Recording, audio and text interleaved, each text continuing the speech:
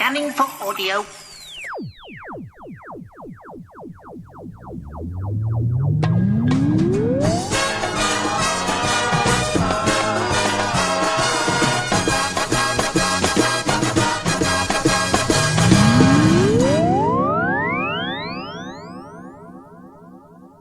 Welcome once again to another For Your Consideration, our apparently regular podcast where me and Luke sit down and introduce one thing that the other person might not be familiar with or might be familiar with, and we submit them for your consideration. This week, this time, this month, God knows, this show, we'll be discussing Asterix, which was brought to us by my friend Luke. Hello, Luke. Good evening, Michael. Or morning. Morning. Whenever you're listening to this, but we are well into the evening. Yes, Asterix.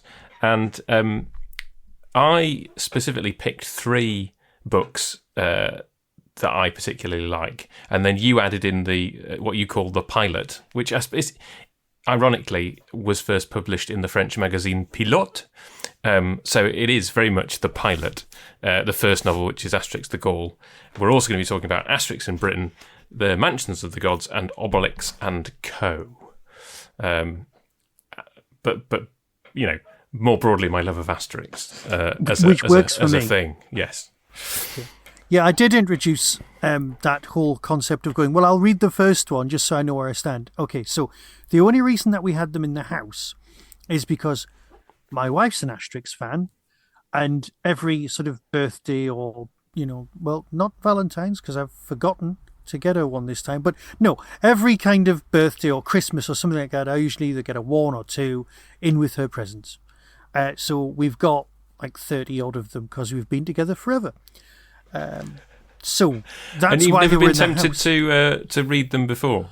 Well, not hugely, and I don't know why, because they're there. I'm a big comics fan, but they've just sort of sat there next to the vinyl, yeah, because I'm that old, and sort of, yeah, so it goes, you know, albums, Asterix, my Doctor Who books. For the very large ones, they're all taking up the bottom shelf. Okay, so I've got like, you know, the big Dobbin, like the Big Finish book of covers, that kind of thing. So I've got them all there on the bottom shelf. So they are steadily getting bigger, and my Doctor Who books seem to be being relegated to the shed over time as the Asterix expands. But I'd not really kicked off, but I feel like that frog in a puddle thinking the universe is getting smaller or whatever it is, and I'm going, hang on, no, it's not, it's just, right, leave it there. So basically the Asterixes are in the house. I've seen the movie, The Mansion of the Gods. Right. I'm pretty sure as a child I may have seen a live action version, but I may have dreamed that.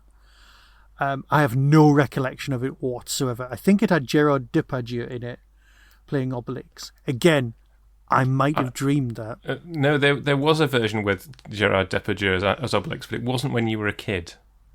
Right, well, in that case, no. Actually, it wouldn't be because he was famous when I was in my 20s. Yes. So and I haven't seen it. So I have very little comment on the film version. I'm aware of its existence. I just not got round to it. I think that was it. I just not got round to it. And that was it. So I need you to start this by saying, why did you bring it? And then I'll chip in with some of my notes that I've got and some of my thoughts on it as well. Because, you know, I enjoyed it. It was perfectly good. But my comics background was like 2000 AD and Star Blazer and things like that. So I'd missed this out. It was just a missing bit of my education. So thank you for bringing it. And so why did you bring it? Well, I mean, my love of Asterix goes back a long way to Broomhill Library. Broomhill, for those that don't know, is the bit of Sheffield next to where I grew up. I grew up in a place in Sheffield called Crooks. Broomhill's the next bit over where the school I went to was, and crucially for Doctor Who fans, Galaxy 4 was sadly no longer bricks and mortar, but it does still exist online. So that was, you know, where I'd go to get my Doctor Who stuff. But anyway, our local library was in Broomhill. And the shop Galaxy 4. The shop Galaxy 4, yeah. Right, yeah, the one that was always advertised in the backs of the magazines. Yes.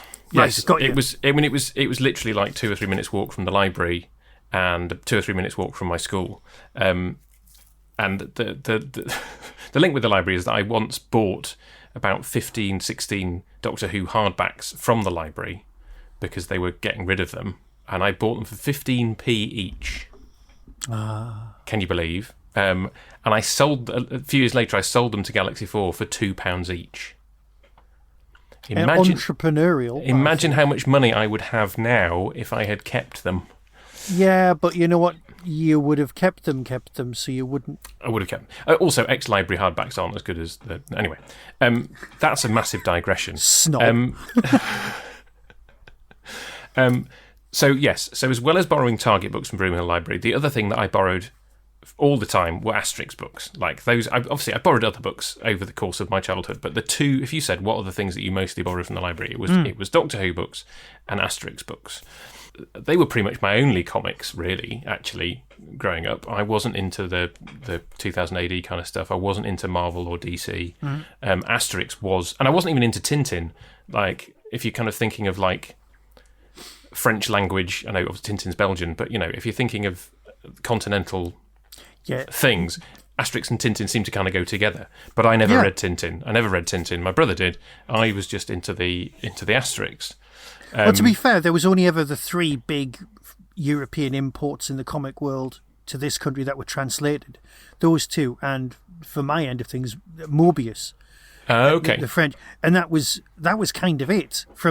We were never a multicultural country, especially in the past.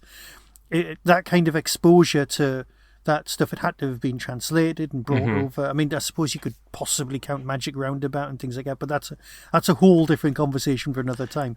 Yes, Richard, I will talk about Dougal and the Blue Cat at some point, but I had a friend who made me watch Dougal and the Blue Cat. Perhaps we won't do that at Christmas, right? But what I'm saying is that there wasn't a huge amount of European imports, so that would be why Asterix and Tintin were lumped together. Yeah. Because they were very simple line drawings. They were all very brightly coloured, but they're very different entities. I mean, Tintin's an adventure detective thing, and Asterix is... See, I always classed it in my head as similar to stuff like Hagar the Horrible and Handicap, the sort of stuff that was stripped in newspapers that was then brought together into omnibuses. And I think there was a part of me in the back of my mind had gone, well, that's what it must have been. But until I read these, and then I don't think it was. But you're saying that book 1 was in a French magazine called Pilot. I'm not entirely sure how long they were serialised in Pilot magazine, but that's where they started. So 1959, Asterix the Gaul, and you can actually tell with the first book more than the subsequent ones, because the characters look different by the time you get to the end of the album. So they were clearly kind of making it up as they went along. But yes, this is where it started. Goscinny and Uderzo, Goscinny the writer, Uderzo the artist, had been working together on other projects. Lucky Luke, I think, is the name of one of them. So, you know, but I've never read any of the rest of their stuff. That's right. And then they came up with this character, Asterix the Gaul, and his friend Obelix and the rest of the village. But in that first book, they look very different. So the first book was published in 1961. So first serialised in the magazine 1959, the first book 1961, and then they produced at least one a year. In many years, they produced at least 2.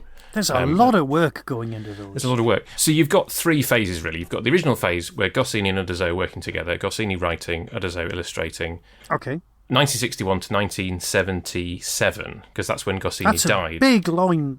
That's a big chunk of time. It is, but in that 16-year period, they published 23 books. Okay.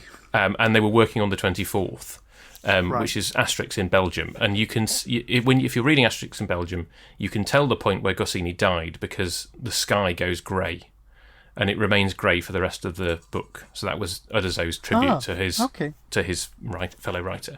And then from then on, much more sporadically, Uderzo would write and produce his own books. Now, the 4 that we're talking about today are all from that heyday of Goscinny and Uderzo working together, because I think largely it's recognised that is the best stuff. You know, Goscinny was the writer, Uderzo was the illustrator.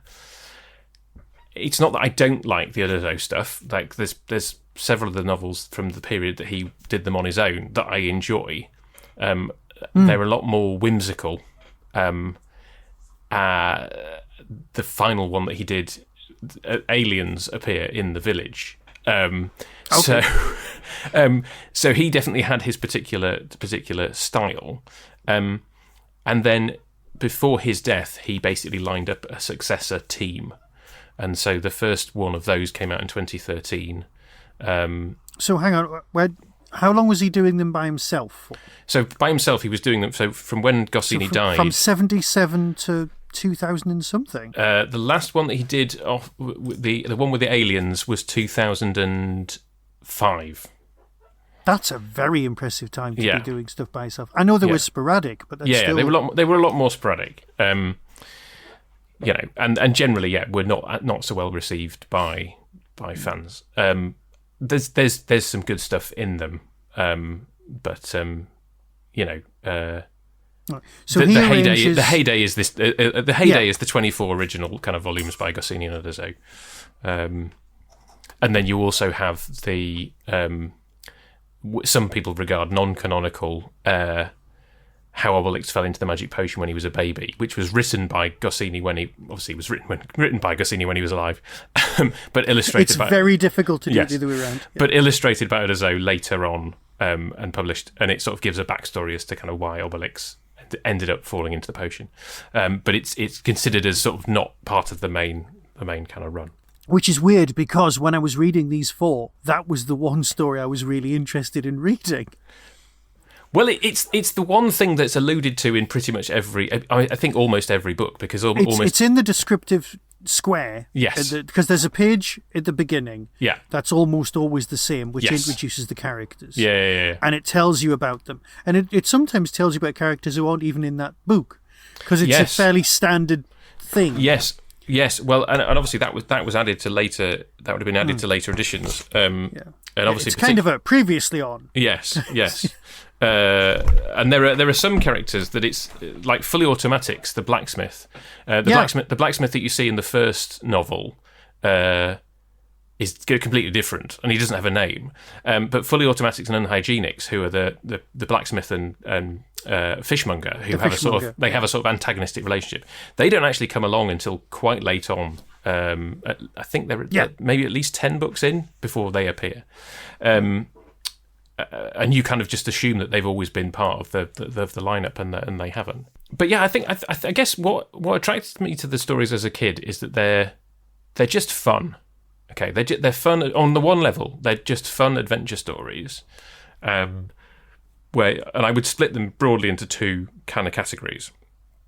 You've got one category is there's something going on around the village that the Romans are doing. There's some kind of scheme to overthrow the village, because the village, the setup is that they've got this magic potion that allows them to resist Roman rule. Like the Roman Empire has conquered all of France. Not quite. They're the village that's holding out. So you've got the stories that are and there's like a magnifying glass that zooms in. Yeah. Now they seem to be located on a pinnacle near Normandy. Yes.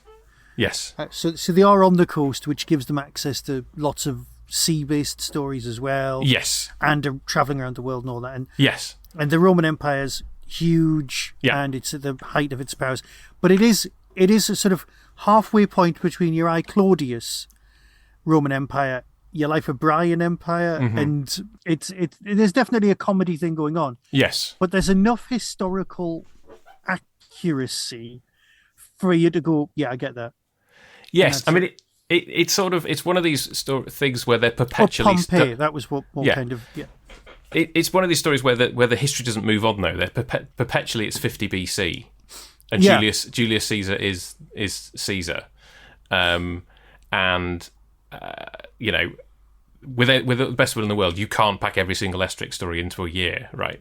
But it's just it just keeps kind of that's the sort of setting, and as you say, the second kind of story is they go on an adventure somewhere, and often that's like to a particular country after which the book is named. So you have the one that I've picked for this, Asterix in Britain.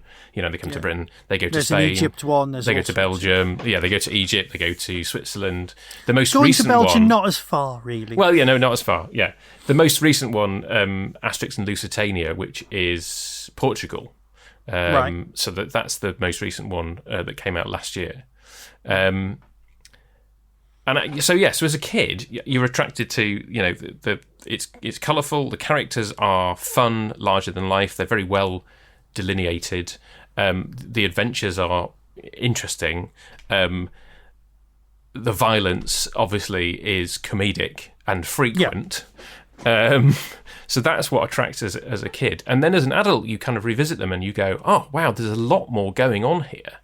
Yeah. You know, from the fact that all the names are puns to the classical allusions. Right, okay. I was going to come to this later on, but I need to ask this now. Okay, right. So, we're in England reading this book. Now, I know most of the puns are takes on Latin words. Okay, I get that. Written in French, for a French audience. Yes. How do these puns possibly work in both languages? Well, they don't. They don't. Well, thank you for that. I can't answer. Moving on. I think with the exception of Asterix and Obelix, all the names are different. Yeah. So obviously Asterix. Right. Okay. Do you know why he's called Asterix? No, I know about Asterix, the star on the Shift 8 key. Well, exactly. So he's the star. He's the literal star of the show. Oh, okay, right, fine. And I'm quite thick. I'm usually good at spotting that kind of thing. No, me too. I didn't realise that until recently. Like sometime in the last 5 years, somebody was like, "He's the star," and I was like, "Of course he is." And then Obelix. Yeah. Makes He's named. he makes obelisks. Obelisks. Now, here's the thing that I would say that people are more likely to say Asterix and Obelix than the actual proper word of asterisk and obelisk. Like, it feels to me that in the English vocabulary, a lot of people just default to saying Asterix and Obelix. You're 100% right. Such is the kind of cultural thing. Anyway, but things like Getafix, right? Yeah. Which, again, took me years to get the fact that, you know, essentially that's basically saying he's a drug dealer. He's a drug dealer, yeah. But in French, he's called Panoramix, which means panoramique, you know, as in panorama. So it's you know, it's not... Okay. It's, you know... so, yeah, a lot of the... dogmatics, for example, the dog, in French is idée fixe, which, I mean, it means the same thing, you know, idée fixe, dogmatic. So some of them are sort of more literal translations, but often, you know, it's... So someone just had a lot of fun, especially with the Roman names, which are very much even more like puns. Yes. But they're puns on Latin, so I was like, okay, yes. Yeah. Square on the hypotenuse in Mansions of the Gods, yes. Preposterous, yeah. So I think I got some of that as a kid, but a lot of that I didn't really grasp until I was an adult. I was like, oh, okay, this is what it's doing. And then on another level, it's kind of commenting on the present day. And obviously, when the present day for like Asterix and these books that we're looking at now is the 1960s and 70s. The more recent ones, you know, are still kind of providing some kind of social commentary. There's jokes in Asterix in Britain about joining the European Union. Yes, exactly, yeah. And digging the Channel Tunnel, for example. Yeah. So I get that. I absolutely get that. Yeah. There are a couple of questionable choices when it comes to illustrations. I wondered whether you were going to bring that up. Well, no, I'm just saying, but they are, and we've used this card enough. They are of their time, because I suspect those North African drawings would not be drawn in that same style now. But here's the thing. Go on. Well, I think the pirate lookout is always an African guy, and I think they pretty much draw him the same way now. What has changed is what editions do you have? Do you have more recent editions? Yeah. So what has changed is the way he speaks. Okay. So if you have I have collected all of my Asterix books secondhand, right? So I think my copy of Asterix the Gaul is from 1990. I think my copy of Asterix in Britain, which I have here, this copy is from 1979. So this is one of the older ones, which if I can find, because there will be a bit where they come across the pirates. His vernacular is definitely more racist. I must admit, so I've got fairly modern versions of them, and I'm thinking similar things. Yeah. So they've updated his vernacular in particular, but obviously the look they haven't changed the illustrations. The illustrations are as they were. See, that's the problem. The French are purists, right? But when they did Enid Blyton, who's not French, they took the Golly characters from her Noddy books and made them into blue elves, completely negating all that, and then they did drawings again. But the French are purists, and they're big on their history, so they don't want to change too much during that. So I can see them taking somebody else's culture and just going, no, we'll make that better because we're French. But this is our culture, so we're going to keep this because we're French. And here's the question, right? Because every character in Asterix is an ethnic stereotype, like physically. True. You know, I can see that. Like we deal with that a lot in Asterix in Britain, and but it's so nicely done. It's completely done with warmth. Well, this is the thing. You know, obviously, Asterix in Britain is actually one of the most, as far as I know, is one of the most popular Asterix books in this country. Yeah. But obviously, it is gently poking fun at us from the French perspective. Whilst obviously, you know, they totally missed a joke. They totally missed a plot device in that when I was reading through. Right. The potion gets delivered to the wrong house. Okay. Yes. And the person living at the wrong house, the wife's actually called Boadicea, and at no point does she drink some of the potion and become Boadicea. Right. And that would have been. I was totally expecting that as a plot. She's called Boadicea, whatever. Yeah. She's actually called Boadicea in this. Yeah. But I'm like, well, that would make sense. Narrative. Oh, I can see where this is going. Or we'll just ignore it. It ended up in the river, and the fish started eating people. Yes. And but then you have that obviously sets up the whole, you know, Asterix gives them tea. You know, the reason we drink tea is because of Asterix. It's because we're trying to invent our own secret formula, which works as a payoff. But yeah. But to go back to what I was saying before about, you know, like when they meet, I don't think you meet any Greeks. Yeah. I don't think you meet any Greeks in any of these novels. But like the Greeks have very angular noses and very specific kind of.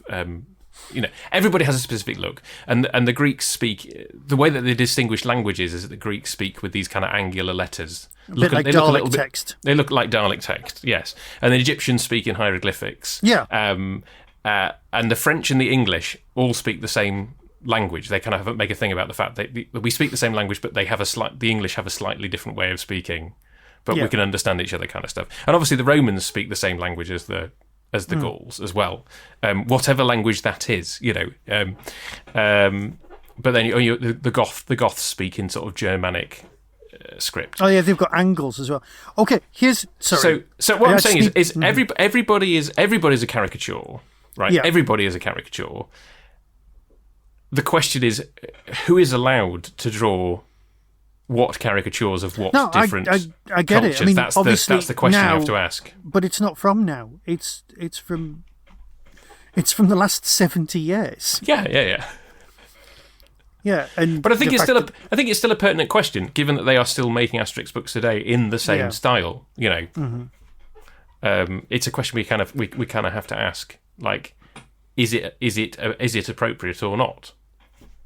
Well, yeah. Fair enough. I don't know. You know. I'm going to have to put my hands up because I don't know. Because I enjoyed reading them, but I also went, every so often. And then I went, it's okay. And just kept going. Because am I being offended on behalf of someone? Or am I not being offended? I don't know. Or was I just enjoying a comic? It's like, I don't know what's going on. I don't know. We'll have to, No, it's fine. It's you. We are both allowed to react in the way that we react, and you're right. I'm reading it, going, you know, I don't think at all that it's the caricatures of the non-white characters that are the ones that make you go, ooh, is this okay? And that's the point where you go, should I be reacting like that to the others as well? Well, across the board, yes. And then, and I think, but I didn't. The thing is, does that make me a bad person? I don't know. Well, and the thing is, like, you and I weren't offended by the caricatures of us as British people. No, right? No, I was kind of, that's really nice. Historical question, okay? Yes. Okay, right. So, the Vikings spread out across the world Yes. in various forms. Right? Yes. Now, this is actually covered in How to Train Your Dragon, the new live-action movie, which explained why there was lots of people of different ethnicity who came to Berk. And it explained, and I was like, oh, hang on, that's actually historically accurate. That works for me. Yeah. So, some Vikings ended up in North France, where Asterix the Gaul is. Mm-hmm. Those Vikings were quite hardy, rock hard, and used to beat each other up, and eventually developed and became the Normans. Other Vikings spread south across Europe, and they ended up in Africa. Well, they ended up in North Africa. Some of them ended up in the Urals. So they were Vikings who didn't actually have ships because they spread. They didn't become that. So there was a group of reasonably violent, ethnic Vikings all over the place. So Asterix the Gaul, next door neighbours, should be Vikings, but there is an Asterix versus the Vikings thing as well. So I'm like, how does that even work? What's going on? And then I thought, step away from the historical accuracy, because this is a cartoon. It's fine. You're a Doctor Who fan. You are well practiced spending your disbelief. Yes, I think you do have to. Though obviously, I mean, there is Asterix and the Normans, and there is the Great Crossing. So the Viking characters again, because they wouldn't really be Normans for at least another 1,800, 900 years. Exactly. You have to read them in the knowledge that they're set in a particular historical period, but they're being written by people in the 20th century, and they are alluding to the present day. Okay. I do need to say at this point, I absolutely loved the artwork. Right, there's a scene where there's two Roman soldiers, and they are Laurel and Hardy, and I know that, right? Yes. And you're like, oh my God! Not only are they Laurel and Hardy, but they are exceptionally good caricatures. Yes, and that wasn't needed. They didn't need to do that. No. It was just two characters going past, and it was brilliantly well done. And that's. Like Mansions of the Gods, there's the compere in the arena, and you're like, I don't know who this is. This is clearly some caricature of some French guy, because the style is different. He's enough. Like French Bob Monkhouse. Yeah, exactly. Yeah, and occasionally it will do that, and you'll go, this is somebody that I don't know who this is, but by the way that you've drawn him, I can tell that you're riffing on somebody real, and that's fine. I know Sean Connery appears in one episode. Sean Connery appears in Black Gold, which is I think it's the first or second one that Uderzo wrote post Goscinny's death, and it's where you can really start to see the kind of the style. But yeah, he's a secret agent. He's a druid who works for the Romans. Right. And so he basically has a chariot that kind of folds up and does cool things. He's James Bond. He's James Bond basically, and so as I was just like, I'm going to draw James Bond being James Bond. And guess what his name is? No. 006. Oh yeah. But it's probably in Roman numerals. You need the X on the end to be a kind of Gaulish name. So it's like, well, what number ends in? So I don't know what he's called in France actually, but in the English edition, he's called 006. And yeah, he's great. Right. Okay. So I know they're druids. Okay, and I know that we've got stone circles here, and we've got stone circles right across here. Yeah. Okay, it's more my area of expertise than yours, but let's leave it there. Yeah. But what I'm saying is, Harry, I'll probably say this wrong. Milnir, the stones that he makes, the obelisks that he makes. I have never heard anybody pronounce it. Menhir. I've always pronounced it like menhir. Well, it looks like the word that's used for Thor's hammer. Oh, okay. I hadn't even made that connection. And but it might not be, because that might just be literally the way I'm reading it. Yeah. Because I did have a bit of an issue with some of the typeface. Right. Okay. My daughter picked up the book because I was going through it, and she went, "Dad's reading this. Good luck to him." And it was like, because that's what took the time. That's why this took so long, because I was trying to read these, and I can read. I'm not incapable of reading, but some of the text I really had to get my eye in, and then work it. Especially the first one. I mean, I would say weirdly that the whatever point they updated the text, whatever font that is. Yeah. So sometime in the 90s, I think. Yeah. I think all the stuff pre that is more legible. certainly I get on better with the perhaps I would have second-hand ones from it, kind of because prior.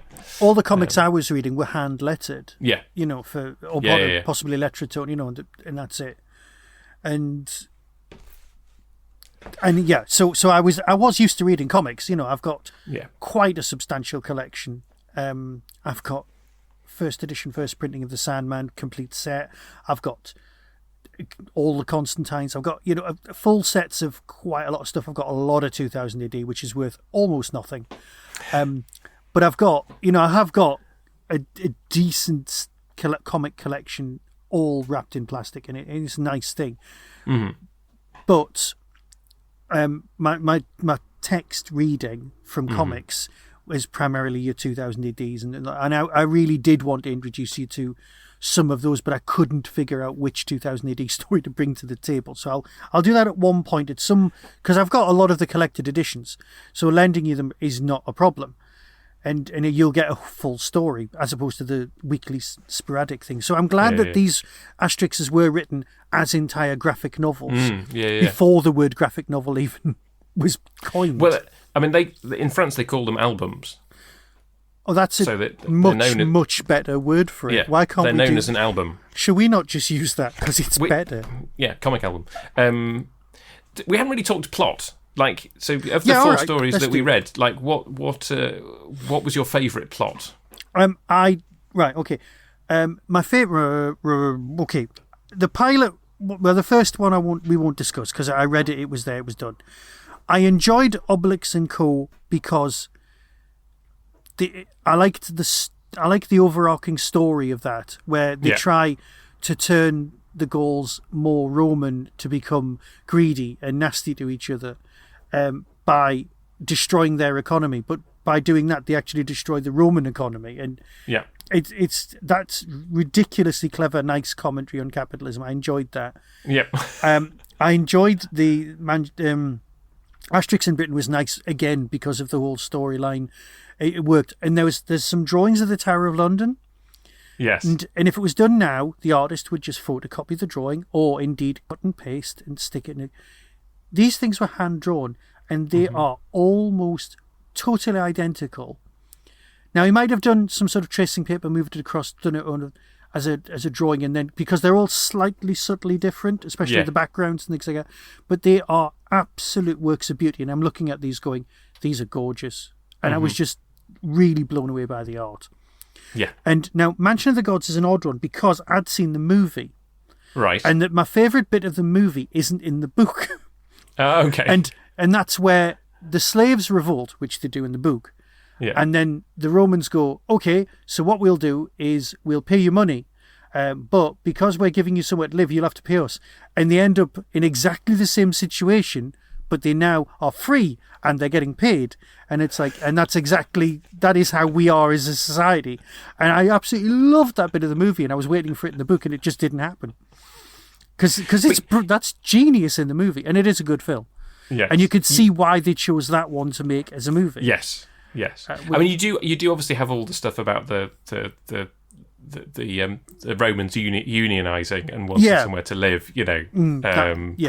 It's. I realised actually in reading these that actually Obelix and Co. and Mansion of the Gods have a very similar plot. In that they're both about the Romans trying to trick them into breaking themselves. Well, that whole thing of like, well, we can't fight you physically, so how are we going to kind of break you down?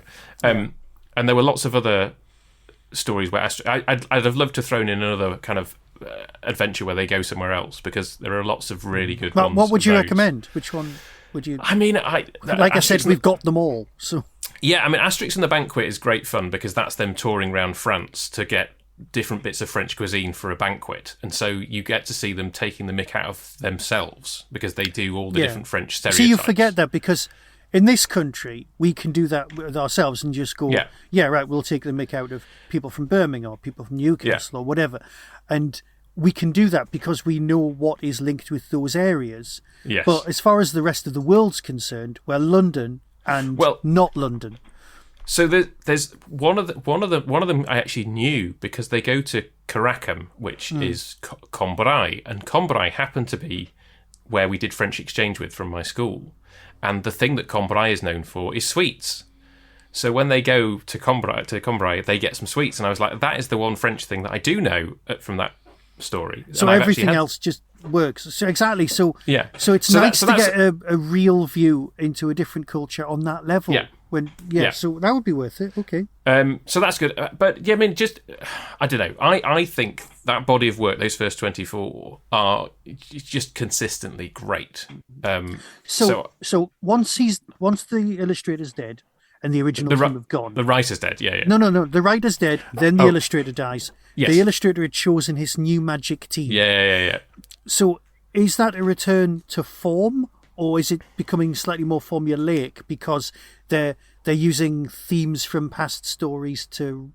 Friend of the show, Steve Hatcher, French teacher before he retired, he reads them in French. Of course he does. So I see. The reason I knew about the latest one was because he posted that it had arrived. He said that not the most recent one, but the one before, number 40, the White Iris. He was like, this is one of the best that there's ever been. I think, in his opinion, I think that the recent ones are perfectly fine. I've read them all. I've enjoyed them all. I've collected most of them. The funniest thing is that there's one called Asterix and the Chariot Race, which predates the pandemic by a few years, but the lead Roman charioteer is called Coronavirus. Okay. And it turns out that he looks like Alain Prost, the French Formula One driver. Oh, well, yeah. No, I've enjoyed them all. They probably are more trying to hark back to the original style of Goscinny and Uderzo. You know, they're not as I say, the Uderzo years are a lot more fanciful. They're a lot more fantastic. They're worth reading. They're worth reading, I would say. So here's the thing. I think the pure kind of heyday of those original 24 is never going to be. You're never going to recreate that, and those are the best ones. Right. Okay. So Andy, my wife, she also had exactly the same experience of how she got her first Asterix books. She bought them from the library. People around the world don't realise that you can buy things from the library when they're getting rid of books. Which I never understood as a kid, but I was always very grateful because that's how I got my Doctor Who paperbacks. Mm-hmm. And a couple of hardbacks. I think I got Robot that way. So yeah, we had a very similar experience because the library was where we all went as a family on a regular basis. Mm-hmm. It was like we would, and the Wallsend Library was miles away from our house. But we used to walk in all the way down the huge hill and go in the building's still there, but it's now something else. And Wallsend Library was like a spaceship had landed. It was a solid glass structure with glass all the way around, next to the oldest police station you've ever seen, and a load of allotments where somebody once found a hand grenade, but that's another story. Isn't the plot of the gunfighters? Not the gunfighters, the machine gunners. Near enough. And oh God. Too many Geordie flashbacks. Right. So, were you gonna know? Sorry. Okay. Where was it? Anyway, so Wallsend Library was like that. And it's the building's still there, but it's something else. And it was all glass. And in the middle of Wallsend Library was a little atrium, and there was a massive model of Segedunum, which was the Roman fort that was Wallsend. Mm-hmm. Which is where the wall was built, and it was this brilliant model. It was massive. It was like the size of 4, maybe 8 A1 pieces of paper. It was a huge thing. It was all laid out, and this was when they'd only found the corner of the thing. They've now excavated it all, because they'd built the shipyards on top of it, which was very helpful. So once the shipyards had gone, they could start clearing it over. But that was my major memory, and we used to get our Asterix books there, which my sister would have.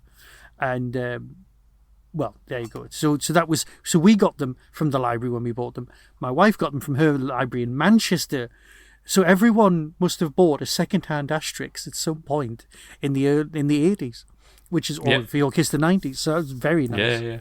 Yeah. I mean, it was weird. I only had about 6 or 7 that I owned for quite a long time, and then there was a point where I was like, no, I'm going to buy these now, and I gradually kind of bought them off eBay. I don't think I've ever spent more than about £4 or £5. So and a lot of these yeah. just have in pencil in the front. That one doesn't. Obelix and Co. 50p. Cost me 50p. You see, we've got the ones I've been buying my wife. Yeah. They go new one, and then about 8 in, there's an old one from her childhood with a completely different spine, which you can imagine. Yeah. You know, it upsets me, but it also brings a little smile to me because I'm a book purist. And then the rest of them are all new editions as well. Can we talk character before we wrap up? Because I used to draw Asterix and Obelix, but I would draw Obelix because I found Obelix's face really quite straightforward. Obelix's face is quite straightforward. With just a few curved lines, you can get the nose and the brow and the eyes, and then you draw the pigtail. So I used to draw. I drew a big Obelix on. I stuck several bits of A3 paper together. I think it was probably. I'm sure I knew someone with that as a tattoo. But yes, I did a big Obelix, and I particularly once I'd read the backstory, I very much relate to Obelix. Like I like Asterix, but he's the star. Like we said, he's the star. Obelix is the sort of sidekick figure who, spoilers, the reason he gets the potion, falls in the potion is because he's being bullied, right? So you basically learn that Obelix as a kid was they call him a sissy, right? And so Asterix is like, well, let's get you a sip of potion so that you can beat them up and show them that you're not a sissy. Basically, that's the backstory. Yeah. And so I think I then massively related to Obelix because I was bullied at school, and so to have this character who essentially becomes this powerful, physically unbeatable character. I mean, he's a bit slow, Yeah, they are Lenny and George. Yeah, yeah. But I really related to him, and I love him as a character more so than Asterix, of the village. And I wondered whether there was anything in terms of the characters where you went, no, that's the character that I must admit, most of the characters that I most enjoy. I did like. See, my wife's a big Dogmatics fan, right? But I didn't get those connections, but I did enjoy. But the thing is, most central characters in most TV shows are the annoying, boring ones. It's always the secondary characters who are good and interesting. If you break it down, unless there's like an ensemble thing, but it's like Star Trek, most boring character, Picard, right? The periphery characters are more interesting because you've got more stuff to do, but the solid ones in the middle, the ones that drive the show forward, are usually the dull one as well. Yeah. So because Asterix he's very excitable. He's always kind of, but he is driven basically by beating up Romans, and that's it. But even Obelix is kind of, I just want some boar, or please give me some of your potion. If there was a doll, they're the things he would say. Yes, the characterization isn't very deep, and obviously Asterix is clever. He's cunning. Like, that's his thing. He is cunning. And the first story in particular kind of plays on that. I guess because he's the star, I didn't feel that I related to him as much. I don't feel like I'm the star. I'm one of the secondary characters. You should always be the star of your own story. Well, it feels like a very Western, individualistic way of looking at the world, which I don't really like. That's okay, the minute we start getting interesting... That's a longer conversation for another day. To be fair, it is also, worth looking into, but I get it. Also, I disagree with you about TNG, because the most boring character in TNG is Beverly Crusher. No, I bow to your superior knowledge there. Well, you're just right. You're right. No, you're right. Picard is more boring than lots of the characters. They do a lot of work on Picard to expand him, but until he starts learning that flute, he's quite two-dimensional. That's obviously we can discuss Star Trek another time. We really don't need to. You know what? It's a valid point. Actually, we don't need to because everybody else has already done it for us. Yeah. And to be honest, Star Trek's not one of my big things. So I have watched it, but I wouldn't say I'm a Star Trek fan. Though there's probably a good conversation out of that question as well. Okay, so I enjoyed it. Thank you very much for bringing it to the table. I would never have got round to it. It would have been one of those things that I would be sort of 70 odd if I make it that far. going, I really should read those, and getting around to it. So thank you. Well, I hope you find the time to read a few more. I will. Because they really are. They really are worth it. You know what? And I don't want to beg people to give feedback to the show, but if you want to recommend an Asterix book for me to read, please put it in the comments. Yes. Oh, and I will kind of say whether I agree with the recommendation or not. Okay. No, like I said, of those original ones, like Right. I'd read them all. Yeah. What are we doing next time, Michael? We are doing a Disney film. Oh. Yep. We are doing Atlantis, which I will get to you. Atlantis? I didn't know Disney had done Atlantis. In that case, you are in for a treat. Because it's what sort Michael of era J. are we Fox, talking about? 90s. What, animated? Animated. Wow, I must have missed that. I was toying with 20,000 Leagues, and I went, no, let's go for the big guys. Leonard Nimoy doing one of the voices, Michael J. Fox doing one of the voices. Okay, this is a gap in my knowledge. I genuinely look forward to next time because it is an absolute corker. Okay, are there any Doctor Who actors to spot? I don't think so, but I will absolutely look it up. Okay. And this was one of the ones I've been putting off. Okay. I'm going, we must get around to that eventually. Well, I'm bringing it now. I'm so glad you've never even heard of it. No. I adore this movie. I genuinely do. Right. Okay. And it is an unsung Disney film. It's one that's skipped over by a lot of people. Okay, I've got to go now. So it's been an absolute pleasure. And I really have enjoyed this. So thank you. No, I'm glad that your response has been the one that it has. So shall we do our traditional sign-off? Well, yes, I will say goodbye and leave the rest to you. And I will be seeing you.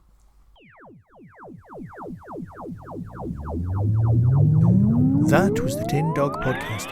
All topics discussed are the intellectual property of the copyright owners. No infringement is intended. Why not follow the show on Blue Sky at tindogpodcast.bsky.social. If you've enjoyed this podcast on YouTube, please click like and subscribe. To contact the show, email tin-dog@hotmail.co.uk. The Tin Dog Podcast is a founder member of the Doctor Who Podcast Alliance.